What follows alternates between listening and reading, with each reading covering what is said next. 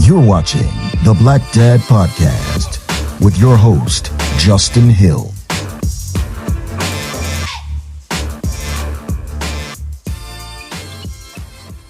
So what's up, man? How you doing? I'm good. Been a while. I know it has been a while. It's been, what, 2-3 years? Yeah, since here, but Yeah. ever since you been doing your thing, I ain't seen you on the road that much. I know. I'm enjoying being inside. I bet. It's a different experience. Yeah. As a detective, you think it's the same job, but it really isn't. You know, you've worked patrol for 9 years, and then all of a sudden you're inside of a cubicle, and you got a caseload as high as the Capitol building. But it is what it is, and I'm having fun doing it though. It's got to be different focusing on one specific type of crime compared to on patrol, where you kind of have to wear all those different hats. Right, you get a variety out there on the street, right? Yeah. But inside, you're just focused on what I'm doing, which is fraud, pretty much all day long. It's cool. It's a different level of freedom. You know, out on the road, you can drive around, go to the corner store if you need to, find a nice bathroom to use, or a honey hole. But when you're inside, you're just relegated to a cubicle unless you have to go out there and interview somebody. Yeah, it's a different level of freedom though, because nobody's clocking you. As long as you get your work done, everybody leaves you alone. Yeah. You know? Yeah, but how you been? I've been good. Got a lot of stuff going on right now. Got a lot of stuff going on, yeah. Running for sheriff, huh? Yep. Oh, that's big. It was. It was quite a surprise when I heard that Andrew Fischer was running for sheriff. I think a lot of people were surprised. Just unexpected, you know? Yeah. But it doesn't mean that it's not for you, right? No, it's something my wife and I actually talked about for a couple of years now, because I sat down and wanted to lay out career goals and talking to her about things, because within the current agency I'm at now, you know, being a dog handler, that was what I wanted to do. And my wife being the supportive person she is, and someone I lean to be honest with me about things, we kind of both talked about maybe you got to find something else. Maybe just it ain't in the cards for you from the man above. And being sheriff or being the head of an organization has always been a goal of mine. You know, you want to reach that pinnacle and do something. And things were happening in this nation, this country, with law enforcement. And I felt like the community I lived in is somewhere where I could help with that change. So obviously you're a certain type of person. Correct. You are who you are today. Yes.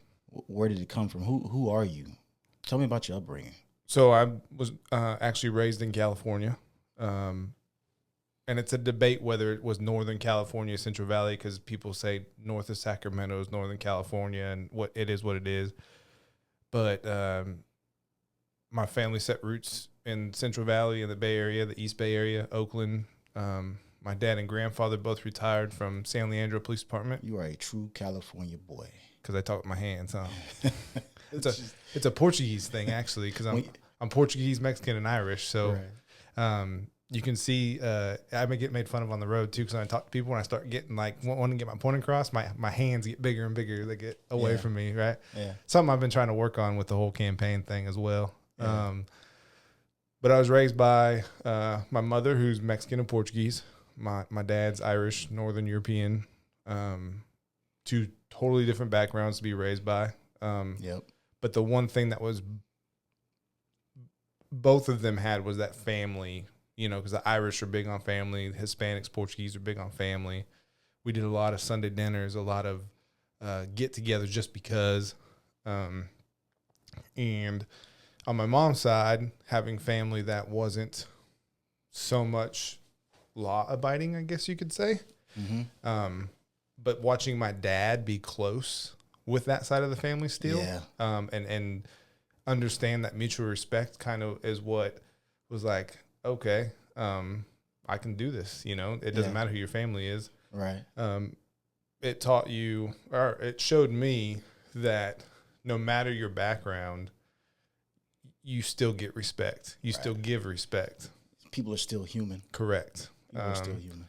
So I got that. And then one thing before I left for the military to do law enforcement in the military that my dad said to me that still resonates with me daily is not every person you encounter when you're working is a criminal. Okay. Expound on that. So a lot of times I think we get caught up as cops and law enforcement that when we go to calls for service or we talk to people, it's always we got to handle something, which is something when I talk about culture of law enforcement that needs to change, all of us need to change it, is we need to stop talking to the community only when they call us. We need to start getting out there, getting out of our cars, just talking to people, at the corner store. You see, a lot of these elderly people who've been in these communities for 50, 60, 70 years, they'll talk to you. They respect everything you do as a job. They'll talk to you. Just you gotta know how to talk to them. You can't, just say, get out and say, hey, what's going on? How's it going? Anything we can do? So essentially, you're saying proactivity doesn't necessarily have to be us going out there trying to stop crime. Proactivity can include getting out into the community and reaching out to people, getting to know people, allow them to get to know you. Correct. Okay. That's a big thing to me. It's something I've had to work on because we, as law enforcement, we all went through 2020. That was a rough year for us. Yeah. And we need to get back to what we know, how we know what we do right, which is enforcing the law, but also you have to have those they have to have that difference where you're an enforcer, but you're also community policing. You got to get out there and be in the community and talk to people, not only when they call you. Why is it that people find it so hard to understand that? When I say people, I guess, do you think police officers have a hard time understanding that? Absolutely. Why? I think it's we see things everyday people don't see all the time, and I think sometimes psychologically we let ourselves make things okay that shouldn't be okay.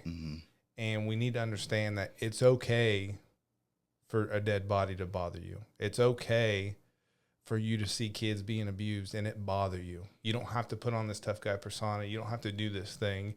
And I think it's one thing our current agency gets correct with the establishment of the wellness coordinator. Right. I love that. I'm very appreciative of it. Yeah, so having someone who talks to people and gets to know people, she's going to get to the point where she can see someone walk down the hall and go, that's not Justin Hill's normal, let's have a conversation, He's just walking different today. Yep. Right. So, and that's something we have to do as cops with our squad mates and people we talk to. I see people I work with all the time. They're not acting themselves. Everything good? You got to have that hard conversation. And it takes maturity. It takes understanding you're not going to hurt someone's feelings or hurt someone's ego by saying, you good? Everything good at the house? I have people say it to me all the time. How does us allowing ourselves to be more human, how does it help us as police officers out in the street? Does it help us? It has to help us because we have to understand that we're dealing with human beings. You can't take things personal, right? You can't.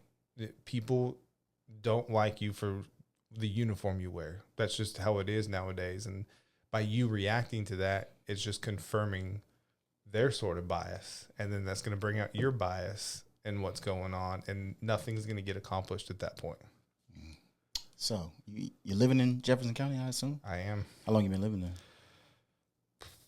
12, going on 13 years. How does a California boy end up in Jefferson County?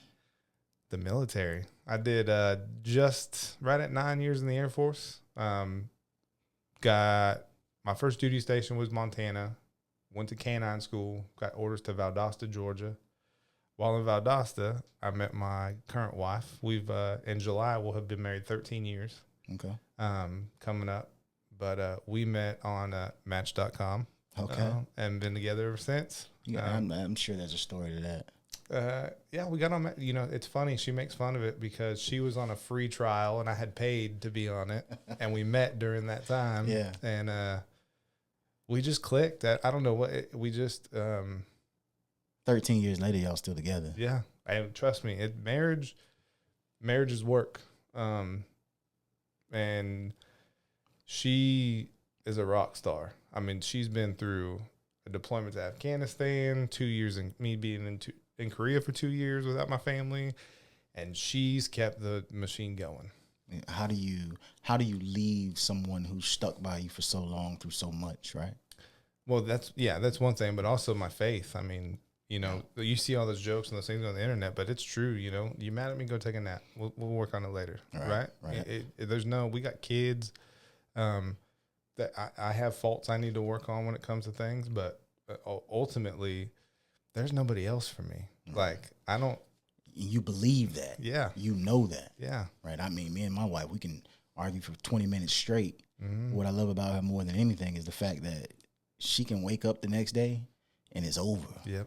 That's hard to find. It is. That's extremely hard to find. It is. So back to Jefferson County. What was I know you said the military, but what was the draw about Jefferson County? Was it just the country living? What was it? It was one of the biggest things is we have horses. We only had a couple horses then, but we needed property. Mm-hmm. And I was still stationed in Valdosta. And I think at that time my wife had stopped working to take care of be there for the kids and things like that. And so we needed a happy medium somewhere where like she still felt like she was close to her family and not all the way in Georgia. And we found this house in Jefferson County, up by the dog track, and we loved it up there. We had great neighbors. I think the community was the biggest thing that kind of like nailed it for us. Like everybody was nice. It didn't matter where you went.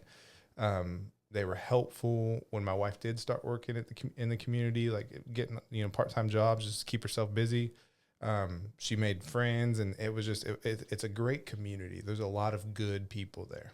Doing this campaign, I've more looked at political party stuff, which is it's majority Republican, but it's really close. Yeah. When it comes to that and independent, I try not to harp on the race thing when it comes to politics, because I want to know what your issues are. I don't want to base it on your race or your that kind of thing. I want to be able to talk to you and say, what are things you want to see? And if you bring up that there's a problem between the black community and law enforcement, then let's talk about it. Let's figure it out. Yeah. Let's figure out why that is. Problem solving is big. You choose to focus on the issue. Correct. That's basically what you're saying. Yes. Why is it so important to you that you focus on the issue and not the people specifically, the type of people you're dealing with? Because everybody can have the same issue. Not everybody has the same race. That's big. Because you can have an issue with the drug house on the corner as a black man, and the white family down the street can have the same issue. Right. Or, those kinds of things. It's not, I don't think a lot of those issues are black and white. The black and white issue comes between law enforcement and the community. That's where I see, and we all know that's an issue, and that's definitely something that's not a priority when it comes to the community and law enforcement. You have to have that good relationship. So you're saying it's pretty much you're saying it's a fallacy to say that this group of people or this culture of people are the only people who deal with this issue. Correct. Now, and I don't want to say that there's things that the black community only don't deal with, but I don't think I think those those aren't the norm, and in my opinion, because I've seen and work with too many successful black people on a day-to-day basis to say that the black community is being held down or not getting it done. There's too many good examples of people that I've worked with and I work for that to be a thing. Yeah, I've never been the black guy who thinks that I can't accomplish something just because of the color of my skin, or just because I might be the only black guy in the room. Right. If anything, it's always motivated me. Right. And I may not be the smartest, but I damn sure ain't the dumbest. Right. I'm just going to use what the good Lord gave me and try to do the best I can in life. Right. Understanding that wrong is wrong. I'm going to stay away from wrong and try to do better for myself and my family, right? Try to be a good example for the community. Right. Right. Have you been a good example for the community throughout your life, you think?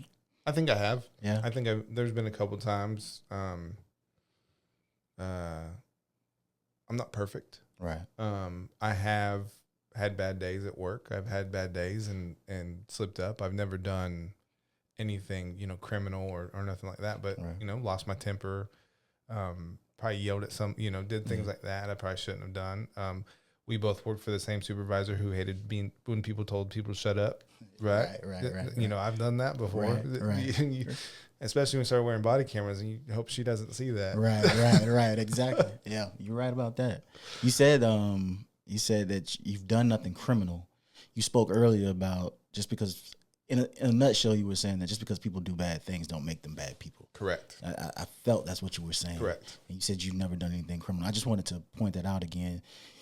Just because you said I've never done anything criminal, you're not saying that criminals are bad people. Correct. People are still human beings. People will always have the opportunity, if they just wake up and see it, to do better than they did yesterday. Right. And as a sheriff, as a leader in the community, how do you plan on treating people fairly? Well, I think it's a broad question. No, I understand that. So, for years, I've heard these elections and these campaigns, and all you hear these leaders go at transparency. Well, that's a broad term. And I want people to understand that if elected, my transparency is good and bad. I want to point out the good things that deputies do, but I also don't want that to be the only thing, because sometimes you have to put your dirty laundry out there and say, hey, we messed up on this. We're going to fix this, and this is how we're going to fix it. Because and then we also need to be able, when those false claims come out, body cameras get edited, things like that, you have to, as a leader of an organization, come out and say, nope, here's the body camera. This is what happened right here. Unedited. This is what, obviously there's redactions that have to be made. But other than that, you release that thing and you're out there. I also want to be a sheriff in today's day and age. Social media is a big thing. And turnover rates at law enforcement agencies are a big thing. Huge. This job's not going to make you rich. You do this job as a calling. It's something you want to do and be out there. And don't get me wrong, car chases, foot pursuits, those things are fun. But I think you do yourself an injustice when you think that's all we do. And I think you have to build a brand at an agency. And I took that term from somebody else. That's not my thing, but he said it, and it's stuck with me since he said it. You have to build a brand at an agency, because if you build the right brand, people will want to work for you. It doesn't matter what you pay them, as long as they're be able to take care of their family, right? Because a county like Jefferson, it's hard to compete with counties next to them when it comes to pay. Right. It's a different way of life. It's a different thing. But if you build that brand that people want to work for, you're going to get people to come there and want to stay. How you build that brand is you got to I don't say get with the times, because that makes it sound like the current administration not doing that. They're doing their best that they can. I don't want to say that. But get your PIOs, get people in the car, do ride along, show what the deputies are doing on a daily basis. They're not just chasing people. Not only bad things are occurring within the county, right? Because it shows like cops and things. It shows the just like, the foot chases, the pizzazz, right? You got to get out there and show what they're doing. They're going to the corner store talking to people. They're addressing issues with people. Community members that know those deputies call them and want to talk to them. You have to show everything that they do and get it out there, along with the pizzazz. But you have to be transparent in everything you do, not just the good, not just the bad, but I think everything. But isn't that hard though, to showcase, not necessarily showcase, but to be transparent in everything we do? Is everything we do, should the public be privy to it? Not when it happens, no. Okay. I think when you talk about, when there's a shooting or something happens, people want to know answers then, right then and there. Right. And there are times when you can't release suspect information because you're working a lead on that suspect's location. You don't want you don't want that to get out, that who did it, because they could move, they could go somewhere else if you're on there. The public needs to know what happened and if they're either safe or they need to watch out in this area. Is that the priority, whether or not they're safe or not? Yes, absolutely. Yeah. You don't just send out a news release and say a shooting happened here, you know, and I think I've learned we do that where we currently work. If something happens, we say, hey, the public's safe at this time. There's no fear for public, you know, or, hey, watch yourself, or if you see this person or not see, you see something suspicious, call us, right? But I think people with social media also want to know everything. And when you're doing something like law enforcement, you can't do that all the time. Right. Why? Well, for one, it's an open investigation. You're trying to figure out what's going on. Sometimes you don't want people to know that you know who did it or know where they're at. You have to catch them by surprise so you can apprehend them, arrest them, that kind of thing. See, these things are common sense to us, right? Correct. Is it fair for the normal, everyday Joe Blow to not understand that? I don't know about fairness. I think it's something that we have to be more open about. We can't just expect people to know these things, right? Right. It's not bad to sit up there or send a news release and say, hey, there was a shooting at this location. We're working on a suspect, or we have a suspect in mind. The public is safe at this point in time. And the reason we're not releasing any information about the suspect is because we know who he is, and we don't need that information get out right now. Right. There's nothing wrong with that. Because the ultimate goal is to catch the suspect. Correct. And if there is anything that makes it harder for us to catch the suspect, we need to be careful in releasing that information. Correct. It's a common sense factor to it all, right? Correct. Yeah. What makes you qualified to do this job? So I've been in law enforcement. If you count my time in the military, I'm forcing regulations and things like that since 2006. So 18 years. I have experience with different cultures with my travels around the world. Talk about that specifically for a second. Being culturally aware is huge, especially in this job, and especially in these times when there's so much, immigration, people move into America and from different countries. You have to be culturally aware, but not only culturally aware for every other country, but culturally aware within this country, because the South is different than California. Completely different. You know, and one thing I just had to learn, if you just are respectful, you're good. You don't have to understand the culture, but as long as you're respectful, you're usually pretty good. I've gotten to know culture and I've gotten to understand. And one of the biggest things for me down in the South that's different is people that aren't members of your family, it's okay for them to discipline your child. Yeah, I've learned it's old school. It is, but I've learned that that's okay. I had to, learn that was okay, because at first I was like, that's not, And it's becoming less like that in the South, right? But it's old school thinking. I'm all about it. A child is a child. You see my child messing up, take care of it. Right. Yeah, I mean, you ain't got to beat them, but right. So you got to understand your culture. I understand a lot of different cultures: Asian, Middle Eastern, Hispanic, Black. I understand all that. I also understand, and this is another thing that I learned from somebody else.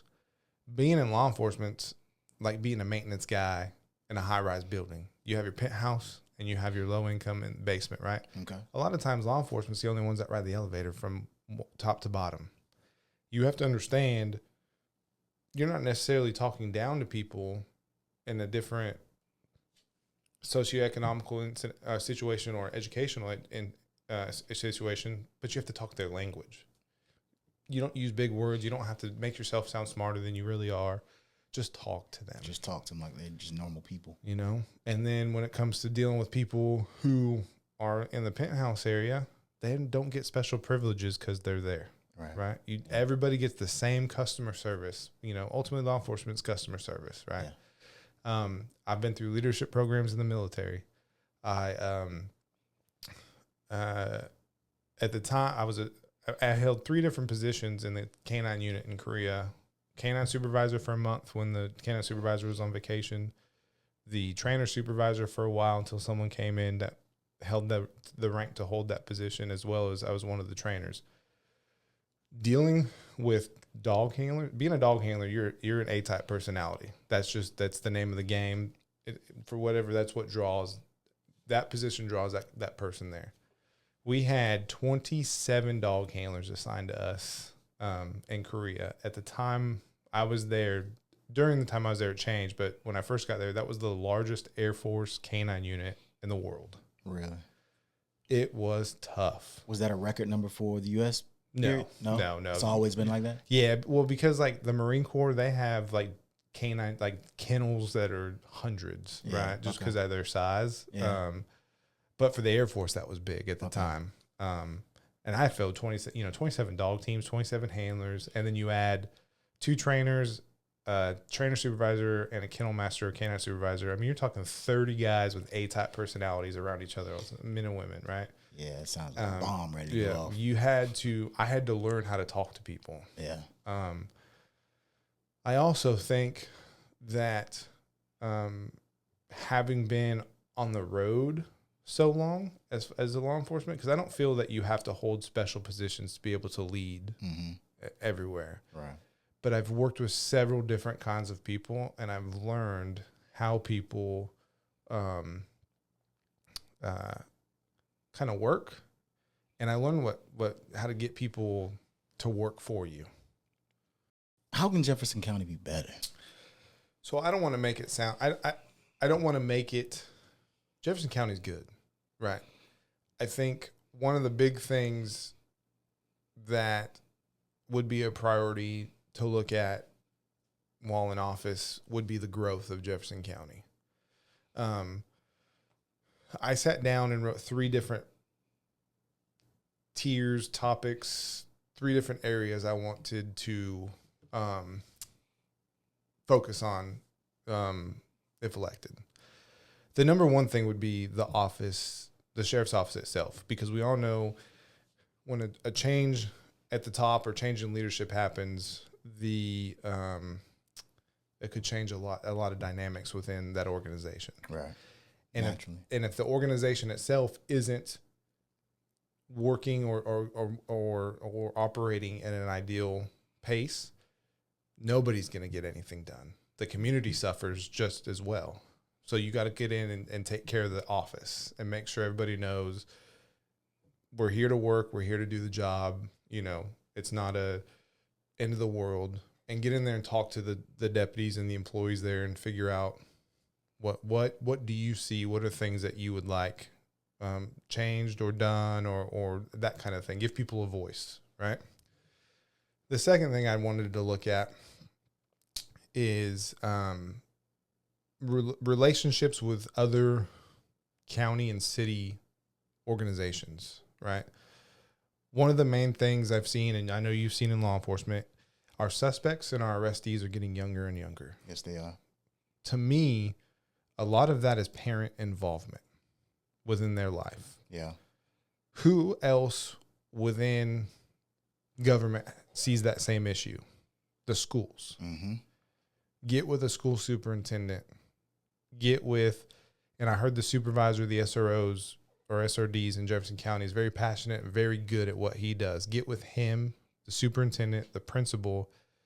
I don't have a plan right now, but I want to sit down and every one of us sit down. How can we get parents involved? Because we all need parent involvement. We all need to figure this out and go at it from that, but also talk to Monticello police chief, the fire chief, the clerk of courts, other people that do things similarly, public safety wise, and try to help grow Jefferson County further. And then the third thing is the future of the county, right? Right. I love Jefferson County being a rural county. I love it being rural. I'm not here because I want to see it grow and I want to see it explode, but I'm also not naive. Right. Growth is going to happen eventually. Change is going to happen. Correct. I am not one that wants to come in and say, we're going to hire 25 deputies in the next year. That's not what I want. I want to come in and set that agency up for that growth. Right. One thing I'm jealous of my wife real quick is she has a family home to take our kids back to that she grew up in. she has pictures of herself as a child in the home we go visit all the time, right? I don't have that. My parents did the best they could. We stayed in the same area. I didn't have a family home, right? And it's no fault to anybody. It's just how the cards were dealt, right? Yep. But I have an opportunity for my kids to have that in Jefferson County. I'm home. I've moved enough in my life. I'm not going anywhere. I want to see my grandkids come swim in the pool at my house with my children, right? Yep. So I want my community to, as it grows, to continue to be safe. Right. And I want to set up the agency for that. You're invested. Correct. Okay. Yeah. I think that's huge. Living in the community, being a part of the community, not just some outsider who decides to come run for sheriff in a small town is huge. Right. Because you want what's best for that community because you're invested. You want what's best for your family, your wife, your children, your grandchildren, so on and so forth. Right. So I completely understand that. I know one thing when I was walking door to door and doing things is I did get, I guess you say, checked about being a part of the community, like my kids not going to school over there and things like that. So Jefferson County Schools has not had the best reputation. And that's just being honest. Right. The only other option within Jefferson County was a private Christian school, which I would love. Yep. We couldn't afford it at the time. And at the time, they didn't have like the grants they do now for private schools, right? Right. So my kids started going to Florida High. Yep. My wife, when she got her teaching degree, her first year teaching was at Jefferson County Schools when it was under the charter school and that was up under that supervision. We took our daughter there, our middle daughter there, because my wife's like, I work here, I can bring her here, I keep an eye on her. It made sense. I think 2.5 months in, we pulled her out because the discipline wasn't there.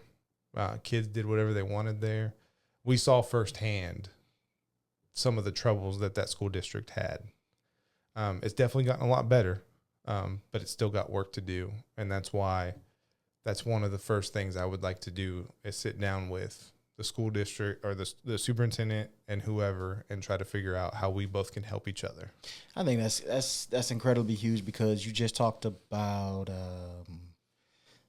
kids and crime and the kids getting younger and younger. Mm-hmm.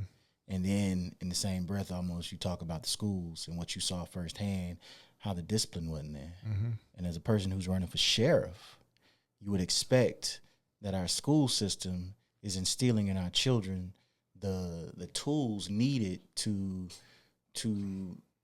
be progressive and successful and law-abiding citizens. Correct. So that they don't have to be in your jail, right? Right. So I completely understand it. Yeah. I think that's completely fair, and it should be expected. Right. Yeah.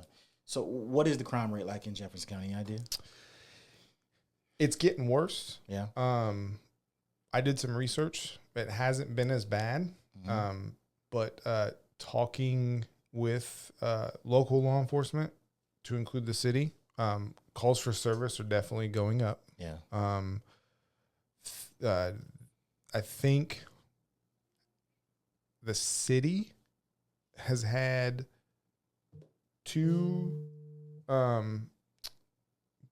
shootings and a homicide this year. That's a lot for a small town. And so, that's something. The city's within the county, mm-hmm. so that's a stat for the whole county that we have to look at. We have to figure out those kinds of things.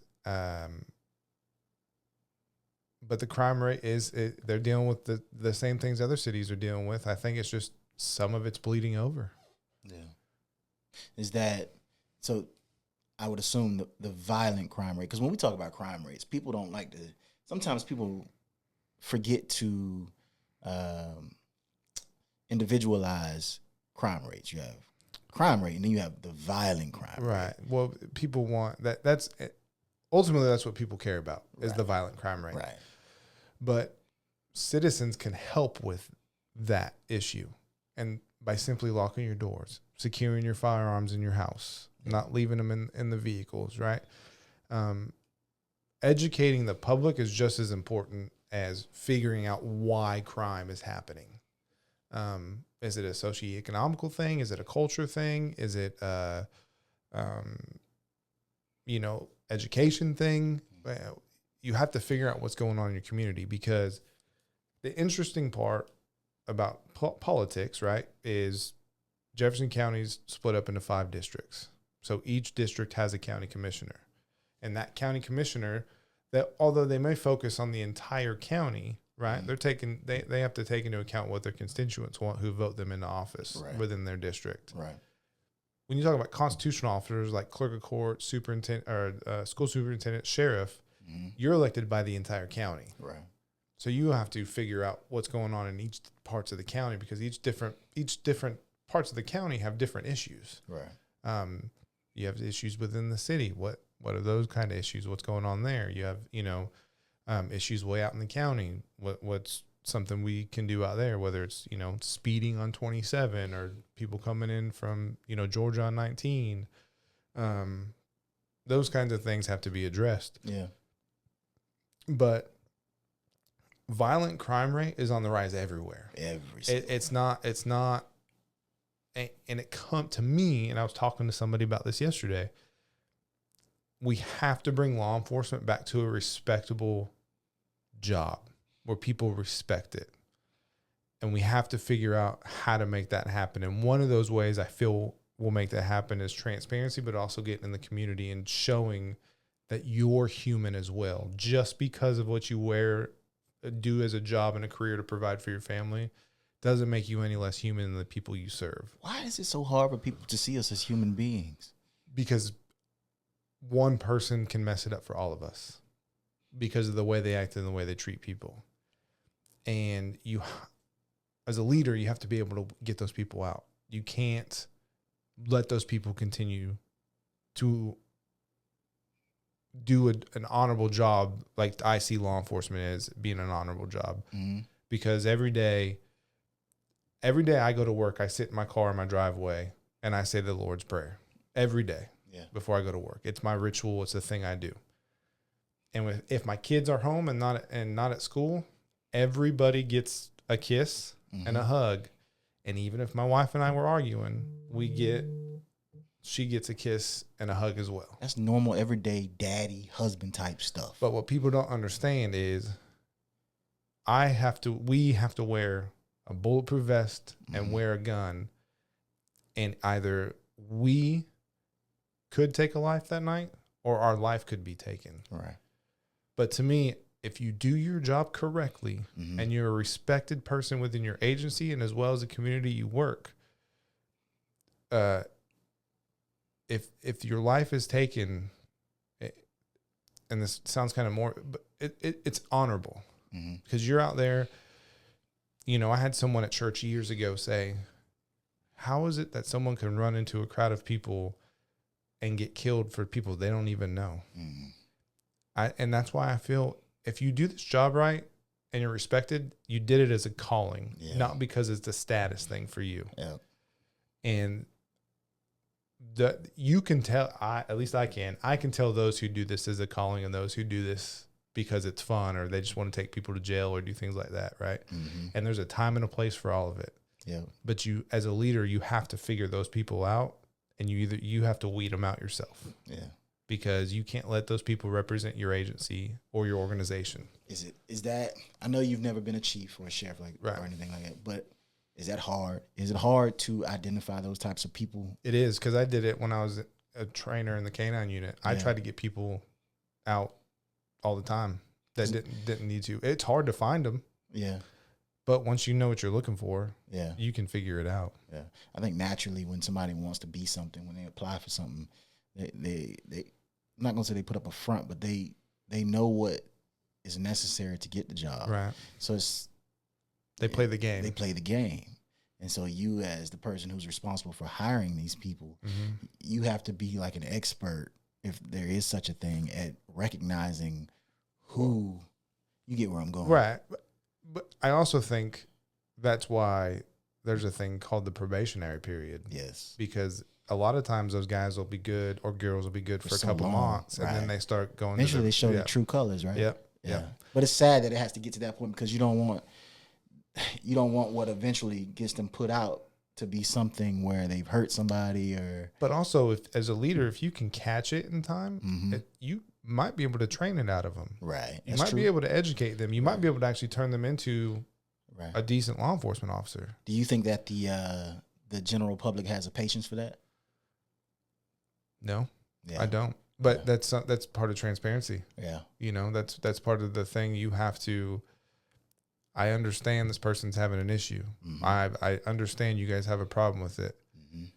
But you've elected me. Yeah. You trust me to take care of this Right. community. Trust me to make these decisions. Right. And I promise you, I'll be the first one to get him out. Mm-hmm. And I'll be the first one to say I made a mistake. Yeah. And I think that's big too, because if you can trust someone to be a good sheriff, to be a good leader, to be a good president, to be a good father, Mm-hmm. to be a good husband, you should also trust that they will make mistakes, but you should also trust that they will overcome the mistake. Right. And they will try to do better. Right. You know, that they have the know-how, the wherewithal to recognize that a mistake was made and that they'll try to do better than they did last time. Right. Try to correct it, right? Yep. Yeah. Maybe it's a tough question. Maybe it's not. Give me one thing that you don't like about policing in America that you haven't already said. What can we do better? I know I get the community thing. Yeah. I get all of that. And if there's nothing, there's nothing. But one thing. We could train better on the educational portion. Love it. We do enough driving. We do enough firearms. We do, we need more hands-on DT, Mm-hmm. and we need more in the books education stuff. Yeah. We need people to understand their authority. We need people to understand the Constitution, and we need people to understand state statute. I think our agency, to not be named, I think we do a decent job of that. You know, I mean, sometimes I get overwhelmed with knowledge, but there's no excuse for me not to know certain things because our agency does a good job at it. And I wonder, you're potentially going into a smaller agency. Mm-hmm. The time, will there be enough time to do these things at a smaller agency? You have to figure that out as the leader. Yeah. You have to make the time.